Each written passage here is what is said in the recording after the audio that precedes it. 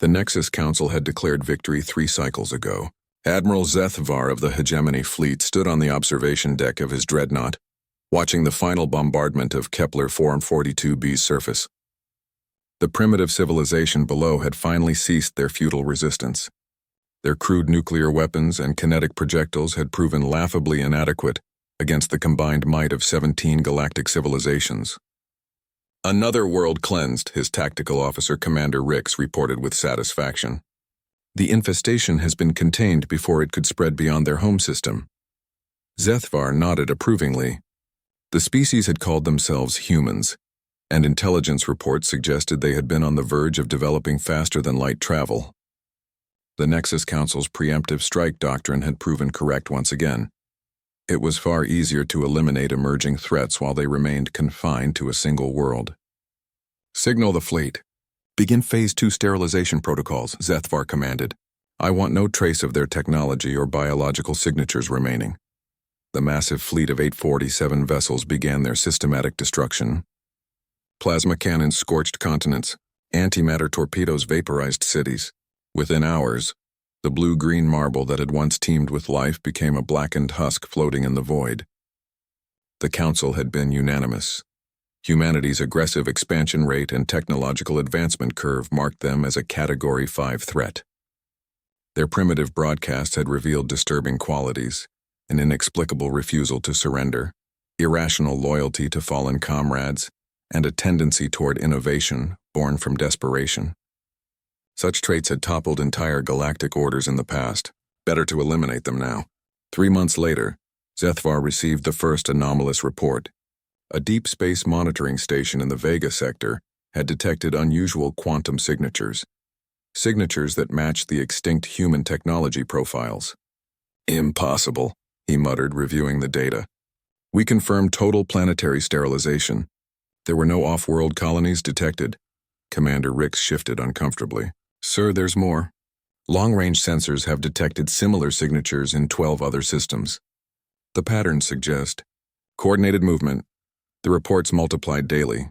Ghost fleets appearing at the edge of sensor range. Automated distress beacons broadcasting in human languages from empty space. Most disturbing of all, several Nexus outposts had gone silent, their final transmissions cut mid-sentence. The truth emerged during the Battle of Proxima Station. Zethvar's reconnaissance fleet had been investigating the loss of a major supply depot when space itself seemed to tear open. Dozens of vessels emerged from what appeared to be artificially generated wormholes, not the crude hyperspace tunnels used by most species, but something far more sophisticated. The ships were unlike anything in the Nexus databases. They bore no resemblance to the primitive craft detected around Earth. These vessels were sleek angular constructs that seemed to bend light around their hulls. When they moved, they didn't accelerate gradually like conventional ships. They simply appeared in new locations, defying every known law of physics. "Unknown vessels, this is Admiral Zethvar of the Galactic Hegemony," he transmitted. "You are trespassing in Nexus space. Identify yourselves immediately." The response came in perfect hegemonic standard, though the accent was unmistakably human. "This is Admiral Sarah Chen of the Human Expeditionary Force. We've come to discuss the recent genocide of our homeworld." Zethvar felt his blood chill. "Impossible. Your species was eliminated. We confirmed total extinction. You destroyed one world, Admiral. You never asked how many others we had." The human fleet moved with terrifying precision. Their weapons defied conventional understanding. Energy beams that ignored shields. Projectiles that phased through armor before exploding within ship hulls, and, most horrifying of all, some kind of quantum disruptor that simply deleted sections of hegemony vessels from existence. In 17 minutes, Zethvar's entire reconnaissance fleet was reduced to debris.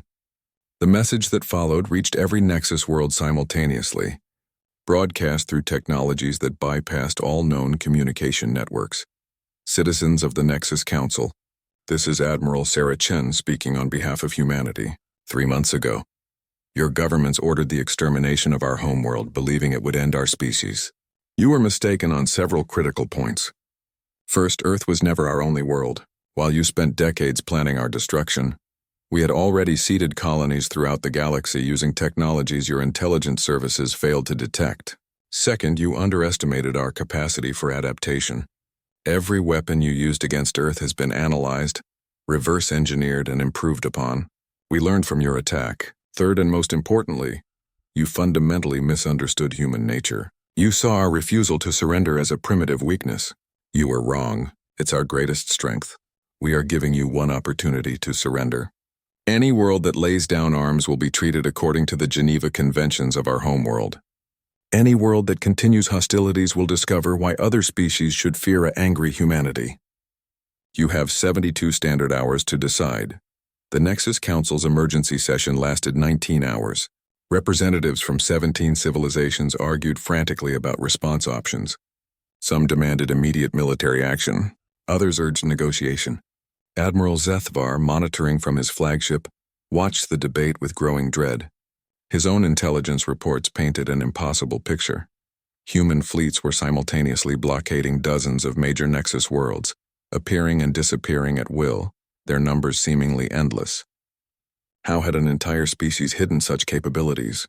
How had they achieved technological advancement that surpassed civilizations millions of years older? The answer came from an intercepted human transmission between their fleets. Remember, people. They wanted to commit genocide because they were afraid of what we might become. Let's show them they were right to be afraid. When the 72-hour ultimatum expired, the Nexus Council discovered the true meaning of human warfare. It wasn't about conquest or subjugation. It was about making absolutely certain that those who threatened humanity's existence would never be capable of doing so again. The war that followed lasted 6 months. When it ended, the Nexus Council no longer existed. Neither did the concept of preemptive extinction strikes. Humanity had arrived in strength, and the galaxy would never again underestimate the species that turned their greatest tragedy into their most devastating weapon. In the ruins of the former Nexus capital, a memorial stood with a simple inscription in both human English and galactic standard. They thought the war was over when they destroyed our world. They forgot that humanity's war never ends, it just finds new battlefields.